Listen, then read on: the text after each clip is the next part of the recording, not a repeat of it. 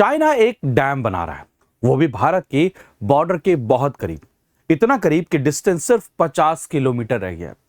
तो चाइना का ये जो सबसे बड़ा, जी हां दोस्तों, वर्ल्ड का सबसे बड़ा जो डैम है वो इंडिया के लिए एक बहुत बड़ा कंसर्न है। लेकिन ये कंसर्न सिर्फ बॉर्डर से रिलेटेड नहीं है, बल्कि ये हमारे एग्रीकल्चर, लाइवलीहुड, इकोनॉमी से भी रिलेटेड है। सारी चीजें डिटेल में जानेंगे। चाइना का डैम है कहां पर, कौन से रिवर पर बनाया जा रहा है, एंड इंडिया ने इसको काउंटर करने के लिए कौन से इनिशिएटिव लिए हैं। लेकिन आगे बढ़ने से पहले, अगर आप यूपीएससी की तैयारी कर रहे हैं एंड किसी एक ऐसे बैच में एनरोल करना चाहते हैं जो आपके लिए वन स्टॉप सॉल्यूशन रहने वाला है, तो आप यूपीएससी वाला पर सारे के सारे बैचेस को एक्सेस कर सकते हो और अभी स्पेशल ऑफर में आप इसको सबसे कम प्राइस पर पा सकते हैं। तो मैं आपको बता रहा हूं कि चाइना एक डैम बना रहा है, जिस डैम को हम बोल रहे हैं वर्ल्ड का सबसे बड़ा डैम है। यानी कि यहां पर इसके अगर साइज की बात करें एंड यहां पर जो इलेक्ट्रिसिटी जनरेशन की बात करें, वो वर्ल्ड में सबसे ज्यादा इलेक्ट्रिसिटी जनरेशन होने वाला है। अब ये डैम कौन सी नदी पर बन रहा है? तो ये डैम बन रहा है यारलुंग सैंगपो नदी के ऊपर में। जी हाँ दोस्तों, तिब्बत में यारलुंग सैंगपो नदी जिसका ओरिजिनेट होता है वहां से, एंड ये नदी बहते हुए जब भारत में आती है, इसी को हम ब्रह्मपुत्र नदी के नाम से जानते हैं। अब शायद आपको क्लियर हुआ होगा कि हम क्यों कह रहे हैं कि ये डैम अगर चाइना बना लेता है तिब्बत के अंदर में, तो ये हमारे देश में एक बहुत बड़ा कंसर्न निकल कर आ सकता है। क्योंकि हम बोल रहे हैं कि अगर चाइना ने यारलुंग सैंगपो यानी कि वहां पर तिब्बत में एक डैम बनाया, तो वो पानी के फ्लो को रोक सकता है, पानी को डाइवर्ट कर सकता है, एंड ये अल्टीमेटली क्या करेगा, हमारे देश की इकोनॉमी, लाइवलीहुड एंड जो सोशियो इकोनॉमिक लाइफ है उसके ऊपर में इंपैक्ट है। क्योंकि नॉर्थ ईस्ट की लाइफ लाइन कहा जाता है हमारे ये ब्रह्मपुत्र नदी। तो हम बात करें दोस्तों, चाइना ने ऑलमोस्ट शुरुआत कर दी है इस सबसे बड़े डैम को बनाने की, एंड ये डैम जो है ये वर्ल्ड का लार्जेस्ट डैम होगा, जो यारलुंग सैंगपो रिवर के ऊपर में बनाया जा रहा है। एंड ये जो डैम की लोकेशन है वो भारत से सिर्फ 50 किलोमीटर दूर है। एंड आप सोच सकते हैं ये हमारे लिए एक सिक्योरिटी का भी कितना बड़ा चैलेंज है। इसीलिए मैंने आपको कहा कि यहां पर सिर्फ एग्रीकल्चर से रिलेटेड नहीं है कि पीने का पानी अवेलेबल नहीं होगा, बल्कि ये एक नेशनल सिक्योरिटी थ्रेट भी है। सपोज करो, आगे जाके हम डिस्कस करेंगे, सपोज करो चाइना इस पानी को एक वाटर बॉम्ब के रूप में यूज करे, तो आप कहेंगे सर ये कैसी बात कर रहे हैं। जी हाँ, चाइना इस पानी को अगर होल्ड कर ले, कहे भाई ये पानी मैं नहीं देता, तो ये हमारे नॉर्थ ईस्ट की इकोनॉमी पर कितना इंपैक्ट करेगा। दूसरा एक और सिनारियो, सपोज करिए चाइना कभी एकदम से पानी को छोड़ दे एंड उसके कारण में हमारे नॉर्थ ईस्ट में फ्लड आ जाए, तो हुआ ना ये हमारे लिए नेशनल सिक्योरिटी का कंसर्न। ऐसा मैं इसलिए कह रहा हूं क्योंकि चीन और इंडिया के बीच में कोई भी वाटर इंफॉर्मेशन शेयरिंग को लेकर कोई भी एग्रीमेंट नहीं है। यानी कि चाइना के पास में कितना पानी है, वहां पर कितना वाटर स्टोर किया है, उसकी इंफॉर्मेशन वो इंडिया के साथ में शेयर नहीं करेंगे। एंड इसलिए इसको कहा जा रहा है कि ये सिर्फ एक एग्रीकल्चर से रिलेटेड नहीं है, बल्कि इस मैसिव प्रोजेक्ट के बहुत बड़े कॉन्सिक्वेंसेज हैं, जिसके बारे में इंडिया काफी ज्यादा चिंतित है। इवन आप देखेंगे, चाहे आप सैटेलाइट की इमेजेस को देखें, इवन आप जितने प्रोजेक्ट चल रहे हैं उनको देखें, हमारी इंटेलिजेंस की रिपोर्ट को देखें, वो कंफर्म करती हैं कि चाइना ने इस डैम को बनाना शुरू कर दिया है, जो कि सबसे बड़ा डैम होगा। एंड ये डैम किस नदी पर बन रहा है? जी हां दोस्तों, यारलुंग सैंगपो नाम की नदी, जो शुरू होती है कहां से? तिब्बत से, एंड ये बहते हुए भारत में आती है। लेकिन जब भारत में आती है तो सबसे पहले ये अरुणाचल प्रदेश में एंटर करती है। अरुणाचल प्रदेश में इस नदी को हम सियांग रिवर के नाम से जानते हैं। बाद में यही नदी जब आपके आसाम में एंटर करती है तो इसको हम ब्रह्मपुत्र नदी के नाम से जानते हैं, जो कि बहुत सारे मिलियंस ऑफ इंडियंस की लाइफ लाइन है हमारे देश के अंदर में। तो अगर चाइना इसको डैम कर देता है, यहां पर एक बहुत बड़ा डैम बना देता है, तो यानी कि वो वाटर के फ्लो को रोक सकता है। वो बात अलग है, चाइना बार बार कह रहा है कि हम ये जो डैम बना रहे हैं सिर्फ इलेक्ट्रिसिटी जनरेशन के लिए बना रहे हैं एंड कार्बन के एमिशन को कम करने के लिए बना रहे हैं, but security threat, security concerns तो है ही।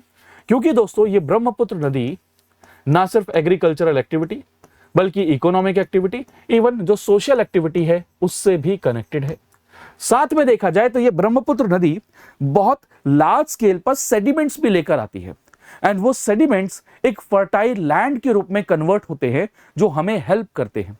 तो उस लेवल पर भी हमारे लिए काफी बड़ा क्या है, ये चैलेंज है। एंड दैट इज व्हाई हम कह रहे हैं कि इसका जो स्ट्रेटेजिक एस्पेक्ट है उसको हम डिनाई नहीं कर सकते हैं। एंड इसीलिए हम इसको नेशनल सिक्योरिटी का कंसर्न भी बोल रहे हैं। ये यहां देखेंगे यालुंग ज़ैंगबो, ये नदी बहते हुए, और जब ये भारत में, फिर ये ब्रह्मपुत्र, फिर उसके बाद में बांग्लादेश में जाती है। और इसीलिए कहा जाता है कि ये डैम को हम एक वाटर बॉम्ब के रूप में भी देख सकते हैं।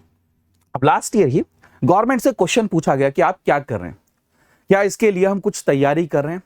तो वहां पर हमारे मिनिस्टर ने जवाब दिया कि हम अवेयर हैं, एंड ये प्रोजेक्ट कोई नया नहीं है। इवन 1987 से 1986 से ही इस प्रोजेक्ट के बारे में बात हो रही है।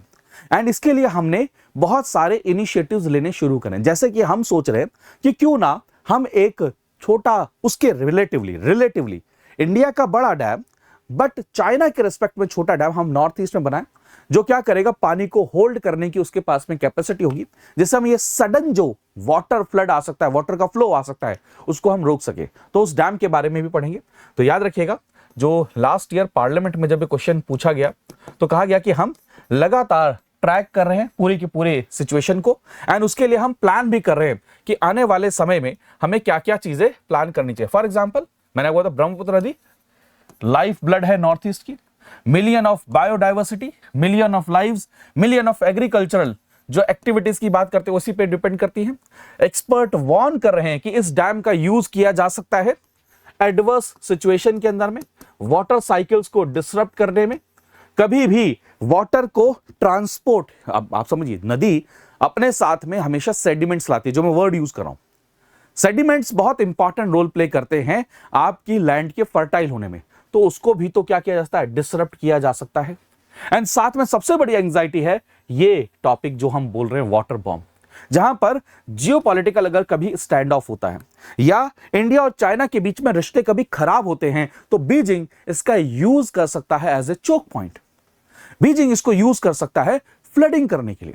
तो इसका हम ऑल्टरनेटिव क्या, अभी जस्ट आपको बताया, इसके रिस्पॉन्स में इंडिया एक डैम बनाने की बात कर रहा है, अरुणाचल प्रदेश में डैम, एंड वो सियांग रिवर के ऊपर में डैम बनाने की बात हो रही, जिसका नाम है सियांग अपर मल्टीपर्पस प्रोजेक्ट, जिसको हम सम के नाम से भी जानते हैं। यहां पर 11,000 मेगावाट इलेक्ट्रिसिटी का प्रोडक्शन होगा, एंड साथ में ये फ्लड कंट्रोल करने के अंदर में भी हेल्प करेगा। भाई एकदम से उन्होंने पानी छोड़ दिया, तो इसके थ्रू हम एटलीस्ट उसके फ्लो को क्या कर सकते हैं, कंट्रोल कर सकते हैं।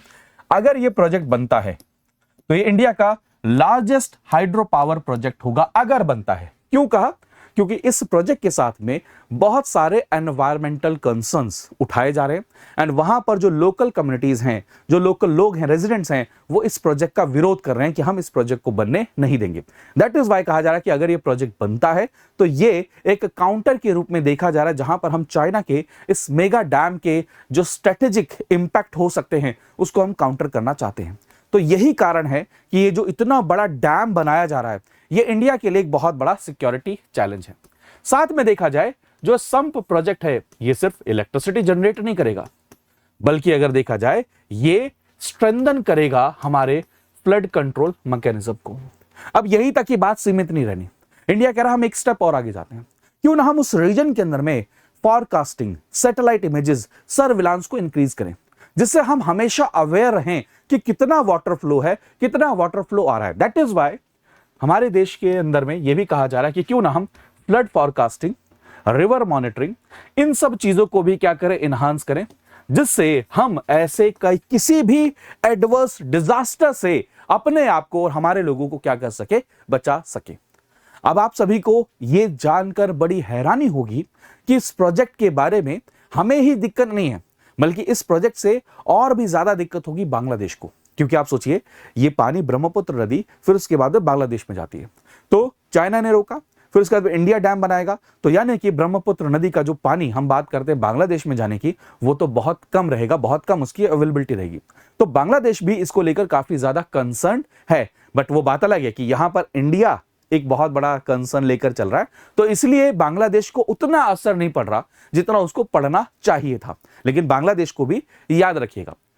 तो दोस्तों, ये एक छोटी सी वीडियो थी जहां पर हम एक प्रोजेक्ट, उसका जियो स्ट्रेटेजिक लोकेशन और उसका इंपैक्ट इंडिया के ऊपर में क्या पड़ सकता है, इस चीज के ऊपर में हमने डिस्कशन किया। अब अगर आपको ये वीडियो कैसी लगी, आपका क्या ओपिनियन है, प्लीज कमेंट करके जरूर बताइएगा। एंड आप सभी मेरे साथ में इंस्टाग्राम, टेलीग्राम पर कनेक्ट कर सकते हैं।